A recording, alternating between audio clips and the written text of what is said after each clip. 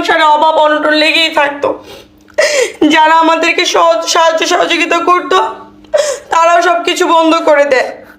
আস্তে আস্তে আমারও পড়াশোনা বন্ধ করে দিতে হয়। আমি না পেরে এই ছোট্ট ভাইটাকে বাড়িতে একা রেখে এসে কিছু জমানো টাকা নিয়ে আমি ঢাকা শহরে চলে আসি। এখানে এসে আমি বাসা বাড়িতে টিউশনি করাতে থাকি। আর সেভাবে তোমার সাথে আমার পরিচয়। তুমি তো আর আমার ব্যাকগ্রাউন্ড সম্পর্কে জানতে না। তুমি ভাবছো যেহেতু আমি শিক্ষিত সুন্দরী একটা মেয়ে, হয়তোবা আমার ব্যাকগ্রাউন্ড খুব ভালো।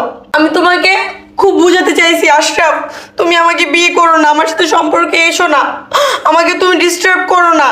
তুমি কখনোই আমার কোনো কথা বুঝতেও চাওনি, শুনতেও চাওনি। আমি তোমাকে অনেক দিন বলেছি আশরাফ তুমি আমার বিষয়ে কিছু জানো, তুমি আমার সম্পর্কে তুমি জানো। আমার বাবা মা নেই, তুমি বলেছো তোর বাবা মা নেই, সমস্যা নেই, আমি তোমাকে রাখবো, আমি তোমাকে ফ্যামিলি দেখতেও চাই না। তুমি আমার পাস্ট কোনো কিছু জানতে চাওনি।